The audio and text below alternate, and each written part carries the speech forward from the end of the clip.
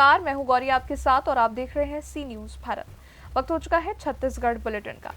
छत्तीसगढ़ के बुलेटिन में हम बात करेंगे छत्तीसगढ़ की खबरों पर, बताएंगे कैसे दुर्ग में छाया पार्षद ने लगाया वर्तमान पार्षद पर भ्रष्टाचार का आरोप, भगवान परशुराम जयंती को लेकर वृहद रूप में मनाने के लिए बैठक हुई। इन तमाम खबरों पर हम विस्तार से करेंगे चर्चा। दुर्ग नगर निगम वार्ड क्रमांक 41 के छाया पार्षद मतीम शेख ने वार्ड पार्षद हामिद कोकर पर वार्डों के कार्यों में अनियमितता और भ्रष्टाचार का आरोप लगाया है। मतीम शेख ने कहा कि केलाबाड़ी वार्ड में लगभग 2 करोड़ का कार्य वर्तमान समय में हो चुका है और इस पर वर्तमान पार्षद ने अपने परिवार के व्यक्तियों का ठेका देकर कार्य कराया है, जिसमें काफी भ्रष्टाचार हुआ है। वहीं पार्षद हामिद खोकर ने तमाम आरोपों को नकारते हुए कहा, आरोपी की जाँच के लिए तैयार है। 3 बार वार्ड का पार्षद हूँ तो जादू मंत्र से नहीं बना हूँ। सुनिए, अगर वो लगा रहा तो जांच करा ले, बोल रहा हमको क्या करना है, जो टेंडर लिया जो काम करा वो करा। हम तो हमारे यहाँ वार्ड में बिल्कुल ऐसा है कि हम ईमानदारी से काम करते हैं और हमको काम करना है ईमानदारी से। हमारा जो इल्ज़ाम लगा रहा है ना, वो खुद ठेकेदार है, वो खुद ठेकेदारी करता है। वो अपनी कथनी क्या है, देखो उनकी ज़मीन हिल गई है ना, उनको पता है कि होना क्या है, इसलिए उल्टी सीधी उल जुलूल बात कर रहा है और उसमें कोई मायने नहीं रखता उसके बातों में। मैं उससे ध्यान नहीं देता। मतलब मेरा काम है ईमानदारी से काम करना, लोगों का काम करना, वार्ड में अच्छा काम करवाना, और मेरा नाम चलता है क्योंकि मैं काम करता हूँ। और जो काम करता है उसके ऊपर ऐसे चीज़ें लगती रहती है, उसमें मैं मायने नहीं रखता। 3 बार का पार्षद बना हूँ तो मैं जादू मंत्र से नहीं बन गया। 5 साल ईमानदारी से काम करता हूँ, तब जाके 2-2 1200 वोट से जीतता हूँ। कोई ऐसा थोड़ी है। गई थी जब जी निकला, फिर उन्होंने कहा मट्टी निकाल के उसे हटा के, नहीं आपको बता रहा हूँ, मट्टी को वापस डाला गया। नहीं ऐसा नहीं है। देखिए मेरी बात समझिए, काला मगर खुदा है और समाज के जहाँ समाज का भवन भर रहा है, वो समाज के लोग और इंजीनियर साहब ने जो मुरुम मिक्स मिट्टी निकली थी उसको डाला गया है। उसमें बुराई क्या है, उनके सामने गया, कोई छुपा नहीं है, कोई चीज़ नहीं है। आप जाइए, बिल चेक करिए और सब चीज़ की चेक करिए, जो काम लिया है उससे बिल्कुल चेक करिए। स्वतंत्र है आप। कितने लागत से बन रहा था कि अभी बना ही नहीं है, अभी तो शुरुआत हुआ है यार। अभी तो 25 लाख रुपए का एक टेंडर है। 25 लाख। हाँ, दोबारा टेंडर लगाने की प्रक्रिया भी दूसरी भी 25 लाख की एक टेंडर है, होगा 50 लाख रुपए के लिए 2 टेंडर। तो भाई 2 बार पैसा आएगा, 2 टेंडर नहीं होगा जी, अलग अलग बात टेंडर होगा। 25 लाख सिर्फ प्लेट में खत्म हो गया। अरे भैया देखिए, 10,000 फीट का है वो भवन, तो भवन 3 मंजिल बनना है, तो उस हिसाब से तैयारी करेंगे भाई। नींव मजबूत तो घर मजबूत। भैया आखिरी सवाल, मेरे ऊपर कोई इल्ज़ाम नहीं लगा रही है। देखिए मेरी बात समझिए, 850 परिवार को, मोहल्ले के लगभग 850 परिवार के महिलाओं को महतारी योजना का लाभ मिला है। 70-80 परिवार ऐसे हैं या 100 परिवार जो होंगे जिनको OTP देने के बाद भी उनका सेलेक्ट नहीं हो पाया। तो मेरा खुद इल्ज़ाम है कि सेलेक्ट क्यों नहीं हुआ, जब उन्होंने फॉर्म भरा और उन्होंने सब प्रक्रिया पूरी की गई, OTP भी दिए, उसके बाद उनका फॉर्म को एक्सेप्ट क्यों नहीं किया गया। देखिए मैं पार्षद हूँ, मैं ठेकेदार नहीं हूँ, पहली बात समझ लिए, गलत काम। और दूसरी बात, वो समाज का है, कोई भी समाज बेवकूफ़ नहीं है, बिल्कुल खड़े होकर सामने काम करवाता है, समझ गया आपको। तो ये सब फालतू की बात है। और वो जो इल्ज़ाम लगा रहा है वो खुद ठेकेदार है यार, उसकी क्या बात करेंगे। तो कब बन रहा है वहाँ? हमारा मुस्लिम भवन वहाँ बन रहा है विगत केलाबाड़ी वार्ड में। और वैसे भी देखा जाए तो कांग्रेस के अभी जब महापौर और विधायक जब से 5 साल से जब बने थे और उनके जाने के बाद अभी तक पूरे जितने पार्षद है वो खुद ठेका ले रहे थे नालियों का, रोडों का, अपने अपने वार्डों का। उसके वजह से वहाँ की जो क्वालिटी है वो पूरी गिर गई है। कमीशन खोरी ज़्यादा हो गया था। हमारे केलाबाड़ी में कम से कम 2 करोड़ का काम अभी ये वर्तमान में हुआ है, जिसमें से हमारे ये मुस्लिम भवन भी है, जिसमें खुद वहाँ के जो पार्षद है उन्होंने अपने भतीजे के नाम पे वहाँ ठेका लिया है और वहाँ एक रोड और नाली भी आया है। सब टोटल जो है वो अपने लोगों के नाम पे लेके खुद ही उसको कर रहे हैं। आप खुद वहाँ जाके फ़ोटो लीजिए, आपको दिख जाएगा।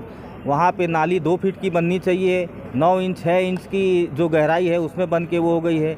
RCC नाली है, उसको ये PCC नाली बनाया गया है। ऐसा करके उसमें जिसमें राड ये डालना है, राड नहीं डाला है। कई पुलियों में वहाँ क्या नाम है, ये आपका राड नहीं डाला हुआ है, खाली उसमें फर्शी डाल के ऊपर से ढलाई कर दिया। ऐसा मैं आपको दिखा सकता हूँ कि मंच की बात भी आई थी, सामने की भी बात आई थी। मंच में ये हुआ है कि जो गड्ढे हुए हैं उसमें, जिसको बोलते हैं कॉलम के गड्ढे, कॉलम के गड्ढे में एक्चुअल में अगर आप मकान बनाते हो तो आप मुरुम या डस्ट फिलिंग या रेती फिलिंग की सुविधा उसमें रहती है और वही डाला जाता है। लेकिन हमारे यहाँ ये देखा गया है, जिसमें हमारे बहुत से बुजुर्ग ने, सब मोहल्ले वाले ने भी देखे, चूँकि पार्षद ने काम लिया है करके कोई बोलना नहीं चाह रहा है, लेकिन सबके दिल में है, इस बार दिखाएंगे उसको ये है कि गड्ढे में उसने मुरूम नहीं डाला। जिस गड्ढे की मट्टी उसने खोदा, उस मट्टी को उसने एक वो ये सुरक्षित प्लाट में रखा और कॉलम का गड्ढे को जब उसने ढाला अंदर में, जिसको पुटिंग बोलते हैं, पुटिंग करने के बाद उसी मट्टी को लाके, उसी ये मलबे को लाके, उसी मकान और कई मकान के मलबे जो निकलते हैं उसको लाके उस गड्ढे में डाला जाए। कॉलम के ये गड्ढे में डाला गया है, जिसमें मैंने उसकी फ़ोटो भी लिया था। फ़ोटो मैंने साहब लोग को भी दिखाया था, निगम में भी इसको मैंने बोला था, लेकिन चूँकि उनका कांग्रेस में उस समय राज था तो वो कार्रवाई नहीं करे। ये वहाँ बहती गई है और एक प्रकार से पार्षद की दादागिरी। पार्षद है क्योंकि देखिए मोहल्ले में का जो मेन आदमी है वो है पार्षद, और पार्षद के मोहल्ले में कुछ काम हो रहा है तो उसको काम देखना चाहिए और मेन वही होता है। लेकिन वो खुद काम लिया है, खुद अपने भाई भतीजे और ये खुद काम करवा रहा है। अब वो कैसा काम कर रहा है वो ये खुद ही जाने। वो मेरा मोहम्मद मतीम शेख, मैं छाया पार्षद केलाबाड़ी। दुर्ग से सी न्यूज़ संवाददाता लोकेश साहू की रिपोर्ट। खबर दुर्ग से है। यहाँ 10 मई को भगवान परशुराम जयंती पूरे देश में मनाई गई। इसी कड़ी में पुलगांव में ब्राह्मण समाज ने भगवान परशुराम जयंती को वृहद में मनाने को लेकर बैठक की। प्रत्येक वर्ष सर्व ब्राह्मण समाज के नेतृत्व में भगवान परशुराम जयंती भव्य तरीके से मनाई जाती है। मौके पर ब्राह्मण समाज के पदाधिकारी सुरेंद्र शर्मा ने कहा, सर्व ब्राह्मण समाज भगवान परशुराम की पूजा अर्चना करेगी। इसके उपरांत 16 मई को अग्रसेन चौक दुर्ग से भव्य शोभा यात्रा पूरे दुर्ग शहर में निकाली जाएगी, जिसमें ब्राह्मण समाज के सभी लोग प्रमुख रूप से मौजूद रहेंगे। इसके बाद शिवनाथ नदी में आरती कर समापन किया जाएगा।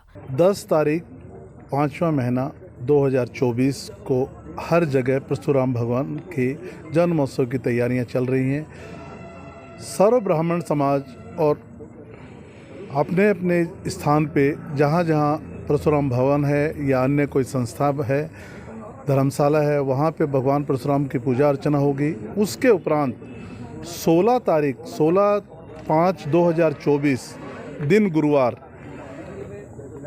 अग्रसेन चौक दुर्ग से एक भव्य शोभा यात्रा प्रारंभ होगी, जिसमें ब्राह्मण समाज का हर व्यक्ति, हमारी सब महिलाएं, हमारे सब बच्चे, हमारे सब सीनियर आदरणीय, वो सब सम्मिलित होंगे और एक वृहद स्तर पे इस शोभा यात्रा का आयोजन रखा गया है।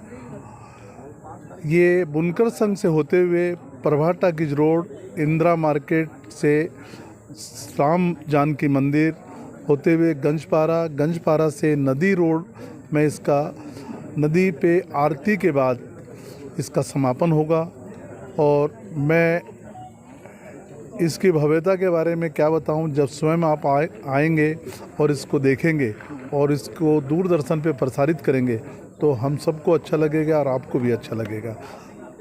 परशुराम जय जय परशुराम। मैं सुरेंद्र शर्मा, पुलगांव। दुर्ग छत्तीसगढ़ से सी न्यूज़ संवाददाता लोकेश की रिपोर्ट। रायगढ़ लोकसभा प्रत्याशी राधेश्याम राठिया ने चुनाव संपन्न होने के बाद पार्टी कार्यकर्ताओं मतदाताओं का आभार जताया। तीसरे चरण के मतदान में मंगलवार को छत्तीसगढ़ की 7 सीटों पर चुनाव संपन्न हो चुका है। इसी कड़ी में उक्त तिथि पर रायगढ़ लोकसभा क्षेत्र क्रमांक 2 का चुनाव भी संपन्न हुआ, जिसके बाद घरघोड़ा में हमारे संवाददाता सुनील जोल्हे ने लोकसभा प्रत्याशी राधेश्याम राठिया का कथन लेने उनके गृहग्राम छर्राटंगार पहुंचे और जीत को लेकर उनका आत्मविश्वास टटोला। आइए जानते हैं क्या कहते हैं रायगढ़ लोकसभा प्रत्याशी राधेश्याम। ये तीसरे चरण के मतदान में रायगढ़ लोकसभा क्षेत्र का भी कल मतदान संपन्न हो गया है और भाजपा से आपकी प्रबल दावेदारी है और इस दावेदारी को, आपकी जो दावेदारी है वो सबसे भारी मानी जा रही है सभी प्रत्याशियों में। तो आप अपनी जीत को लेकर कितने आश्वस्त? नमस्कार। और निश्चित ही हमारे तीनों जिले के कार्यकर्ता वरिष्ठों का बूथ स्तर से लेकर के मतदान केंद्र के सभी कार्यकर्ताओं को मैं पहले नमन करता हूँ, उन्हें धन्यवाद देता हूँ, प्रणाम करता हूँ। उन्होंने अथक प्रयास किए, मेहनत की, रात दिन इतनी कड़ी धूप में सभी कार्यकर्ताओं को मेरी ओर से प्रणाम। और निश्चित ही जीत के लिए तो हमारे कार्यकर्ता ही हैं जिन्होंने बहुत ही सुंदर ढंग से मेहनत की है और मतदाताओं ने भी हमें आशीर्वाद दिए हैं भारतीय जनता पार्टी नरेंद्र मोदी जी को।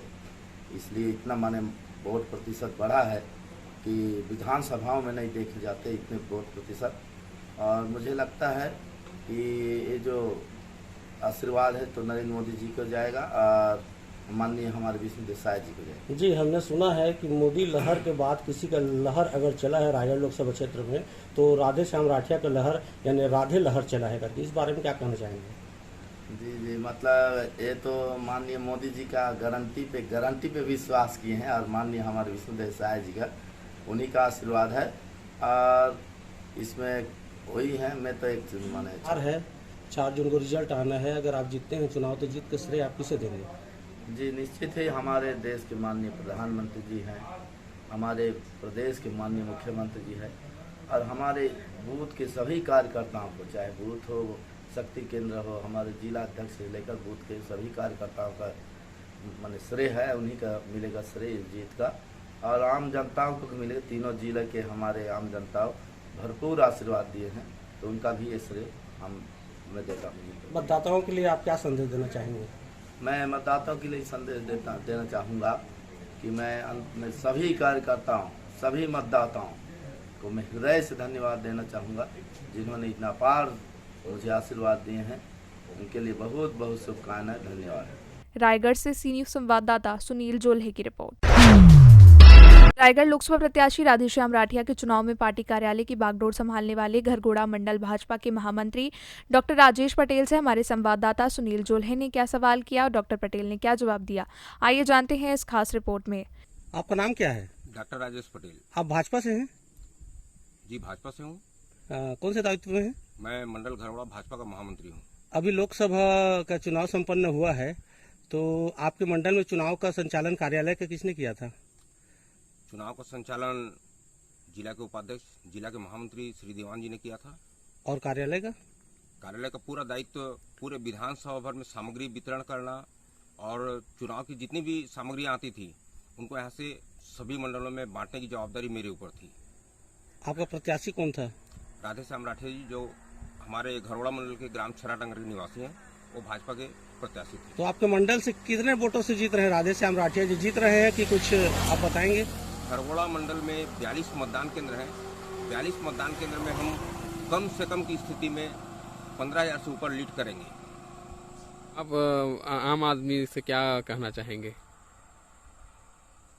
जहाँ तक बात आम आदमी की है तो वो एक आम नहीं, खास आदमी है जिनके द्वारा छराडांगर के एक आम आदमी को खास जगह पर पहुँचाने का दायित्व पार्टी के कार्यकर्ताओं के साथ साथ उन खास आदमियों के ऊपर था जी। और उनके द्वारा राधेश्याम राठिया जी के पक्ष में भरपूर समर्थन मिला है जी।